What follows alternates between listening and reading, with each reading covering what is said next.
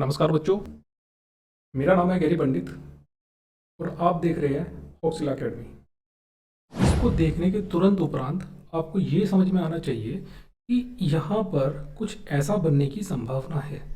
ऐसा बनने की संभावना है कि ए की पावर में log x बेस में a, तो यहाँ जिसकी पावर में जा रहा है ये वो भी सेम है और log के बेस में भी सेम है, तो इसको मैं x बोल देता हूँ। तो ऐसा बनने की संभावना मुझे दिख रही है कि मैं ऐसा बना सकता हूँ। क्यों? कि मैं 9 को 3 का स्क्वायर लिख सकता हूँ और यहाँ पे 1/8 को 2 की पावर -3 लिख सकता हूँ, है ना। तो ऐसे होगा ये। इस वजह से मैं इसको क्या करूँगा, आप देखो, यहाँ मैं इसको कह दूंगा, इसको सीधा बोलूँगा 9 को 3 का स्क्वायर लिख सकता हूँ, क्योंकि यहाँ पे मुझे 3 दिख रहा है, ये 3 दिख रहा है, इसलिए मैं यहाँ पे 3 बनाने की कोशिश कर रहा हूँ। तो 9 को मैंने 3 का स्क्वायर बोला और आगे ब्रैकेट में जो भी है उसको वैसे ही लिख रहा हूँ। यहाँ पे बेस 3 है और ये 25 को अगर मैं 25 ही रहने देता हूँ, कोई ज़रूरत नहीं है कुछ बदलने की, है ना। आगे देखो, ये सेकंड वाला, ये तो हो गया फर्स्ट वाले की बात, जो कि इतना पार्ट था। अब इसकी बात कर लेते हैं। इसमें आप देख रहे हो कि यहाँ भी मैं एक संभावना दिख रही है कि 2, यहाँ पे भी 2 मैं बना सकता हूँ, क्योंकि मैं 8 को 2 की पावर 3 लिख सकता हूँ। अब आप कहोगे ये तो डिवाइड में है, तो कोई दिक्कत नहीं है डिवाइड में। तो मैं इसको ऐसे कहूँगा कि 2 की पावर 4 log 3 की पावर, इसको 27 को तोड़ दूँ क्या? तो 27 को तोड़ देते हैं, 27 बन जाएगा 3 की पावर 3। इसको तो ये 27 को तोड़ दिया मैंने, और जो ये बेस में 1/8 है इसको मैं 2 की पावर -3 लिख सकता हूँ कि नहीं लिख सकता हूँ, बताइए जरा। लिख सकता हूँ ना। कैसे लिख सकता हूँ? क्योंकि मुझे पता है 1/8 इजगल टू 1/2 की पावर 3 इजगल टू 2 की पावर -3। ठीक है, क्योंकि नीचे से ऊपर चला जाता है तो -3 हो जाता है, पावर माइनस हो जाती है, या ऊपर से नीचे रह जानी तो भी पावर माइनस हो जाती है ना। तो इसको नज़र में रखते हुए, इसको ध्यान में रखते हुए मैं देख रहा हूँ कि 3 को की पावर में जो ये log है इसके बेस में 3 बन गया ना। ये वाला फॉर्मूला जो मैंने बताया था आपको कि मैं ये बनाऊंगा, कि मैं ये बनाऊंगा, ये मैंने बोला था ना स्टार्टिंग में, मुझे देखतों के साथ ये समझ में आया। तो मैंने इसलिए क्या करूँगा, ये 25 जो है इसका स्क्वायर, जो 2 यहाँ पे लिखा हुआ है मल्टीप्लाई में, इसको मैं स्क्वायर में भेज दूँ या ना भी भेजूँ तो भी कोई फर्क तो नहीं पड़ता अभी, लेकिन मैं अभी भेज देता हूँ इसको स्क्वायर में, क्योंकि इसके आगे में यही जो टर्म है यही आगे आंसर में जानी है ना। क्योंकि यहाँ पे x की जगह पे यहाँ 25 का स्क्वायर बन गया, यही x 25 का स्क्वायर आगे चला जाएगा आंसर में। अब मैं दूसरे वाले की बात कर रहा हूँ।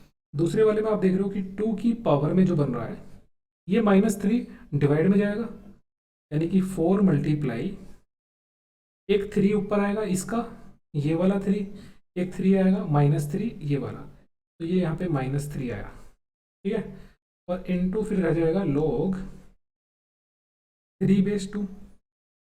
समझ पा रहे हो ना, ये 2 जो यहाँ पे लिख रहा है ये ऊपर है, इसको अगर मैं थोड़ा सा नीचे कर देता तो भी अच्छा रहता। यहाँ पे याद रखिएगा ये एक्सप्रेशन मैंने यहाँ पे नीचे डिफरेंस हो रहा है, ठीक है, यहाँ पे कुछ ये नीचे वाला स्टार्ट हो रहा है। अब आप देखो, मैं अगर बोलूँ यहाँ पे तो 25 का स्क्वायर रह गया, रहेगा माइनस। अब यहाँ पे क्या होगा, देखो यहाँ कितनी समस्या बनी, ये 3 से 3 कटेगा, 3 से 3 कट गया तो 2 की पावर में क्या रह गया, एक तो ये 3 के साथ में जो माइनस है ये रह गया, तो माइनस का 4 रह गया, है ना। और मल्टीप्लाई log 3/2 रह गया। अब यहाँ पे भी देखो ये 2 बन रहा है, मैं इसको 25 का स्क्वायर आपको पता है 625 होता है, लास्ट क्वेश्चन में मैं आपको बता चुका हूँ। अब ये 2 की पावर जो ये -4 है, मैं इसको 3 के ऊपर ले जाऊँ, मैं अगर इसको ये ऐसे बोल दूँ 3/2 और 3 की पावर में -4 ऐसे बोल दूँ तो कोई दिक्कत थोड़ी है। अगर मैं अब इसको ऐसे बोल दूँ कि 625 माइनस 3 की पावर -4, क्योंकि ये 2 एक सा हो गया, यही तो मुझे बनाना था। तो इसका टोटल आंसर निकल के आ गया क्वेश्चन का 625 माइनस अब 3 की पावर 4 होता है 81, 81। तो ये -4 है तो 1/81 हो जाएगा। बस यही आंसर है। इसको आप फर्दर भी क्वेश्चन को सोल्व कर सकते हैं, लेकिन कोई औचित्य नहीं बनता, कोई अर्थ नहीं बनता, है ना। कर सकते हैं आप, अगर मांगा गया है तो कर सकते हैं। चलिए नेक्स्ट स्टेप पे बढ़ते हैं, नेक्स्ट क्वेश्चन करते हैं। नेक्स्ट क्वेश्चन थोड़ा और अच्छा रखेंगे, मज़ेदार रखेंगे। हालांकि जितने डिफिकल्ट क्वेश्चन होंगे ना, जितने बड़े क्वेश्चन होंगे, आपको उतना ज़्यादा मज़ा आएगा उनको करने में। और डिफिकल्ट क्वेश्चन जितने करोगे, उनको करने की वजह से आसान क्वेश्चन वाले तो वैसे भी आपके पक्के हो जाएंगे, तो उनको तो आप कभी नहीं छोड़ोगे फिर, है ना। तो डिफिकल्ट क्वेश्चन की तरफ आगे बढ़ेंगे धीरे धीरे। अभी नेक्स्ट क्वेश्चन मैं आपके लिए उठा के लेके आया हूँ। हाँ जी, तो देखिए, अगर मैं आपसे कहूँ कि प्रश्न है, प्रश्न नंबर, कौन सा प्रश्न चल रहा है, ये ऊपर वाला कौन सा प्रश्न, चौथा प्रश्न था। अब मैं पांचवा प्रश्न कर रहा हूँ, फिफ्थ। फिफ्थ नंबर का प्रश्न बोलता है कि आपको दिया गया है दो equation, log 3 base a is equal to 2, और दूसरी इक्वेशन दी गई है log 8 base b is equal to 3। तो तब log b बेस a की वैल्यू फाइंड आउट करो, ये प्रश्न दिया गया है। ठीक है, तो अगर मैं इन इक्वेशन को, इसको मैं अगर फर्स्ट बोल दूं, इसको मैं सेकंड बोल दूं, तो मैं पहले फर्स्ट इक्वेशन को, फ्रॉम फर्स्ट इक्वेशन मैं शुरुआत करता हूं। तो आप देखेंगे log 3 base a is equal to 2 दिया हुआ है। इसको मैं बोल दूंगा क्या, आपको ये देखो बहुत आसान वाला इसलिए उठाया मैंने, ताकि आपकी ये भी प्रैक्टिस दोबारा हो जाए, आपको याद आ जाए, कुछ भूलो ना। ये 3 जो है ये उधर जाएगा, और ये 2 जो है ये उधर जाएगा, और ये बेस में जो है ये यहीं का यहीं रहेगा। तो क्या हो जाएगा, ए की पावर में तो 2 हो जाएगा, और सामने 3 हो जाएगा। तो ए की वैल्यू क्या हो गई, ए की वैल्यू हो जाएगी 3 की पावर 1/2, या हम कह देंगे, और कि √3। ठीक है, ये तो फर्स्ट इक्वेशन का हमने सॉल्यूशन निकाल लिया। अब मैं सेकंड इक्वेशन का सॉल्यूशन यहीं पे लिख देता हूँ, और यहाँ पे एक लाइन कर देता हूँ ड्रॉ,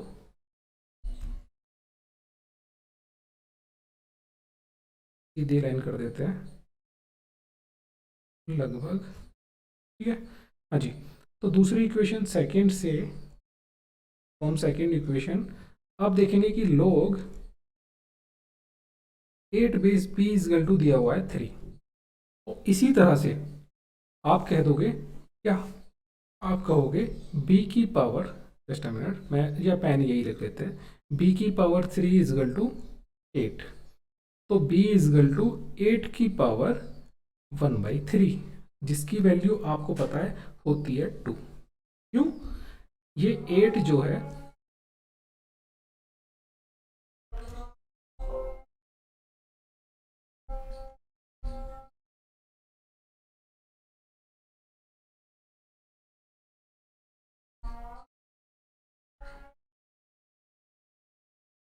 8 की पावर 1/3 का अर्थ होता है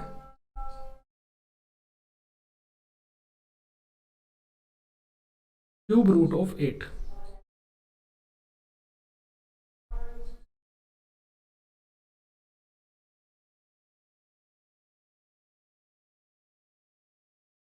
इसका अर्थ हुआ 2।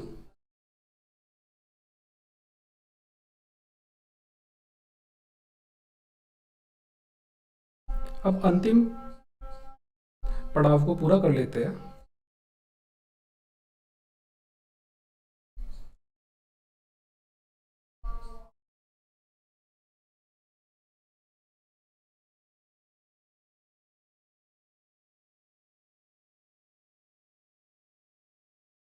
फर्स्ट और सेकंड से क्या हो जाएगा,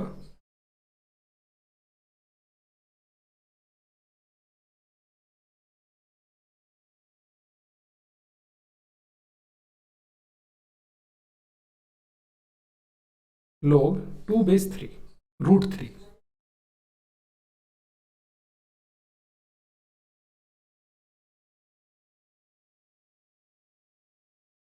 इसको मैं लिख सकता हूँ log 2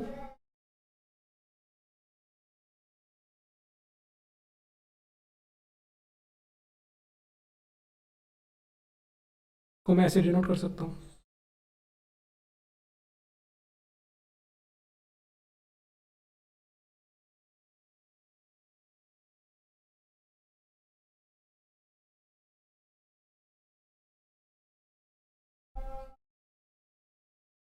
बोल सकता हूँ मैं ऐसे भी, यहाँ से ये स्टेप आया, फिर ये स्टेप आया।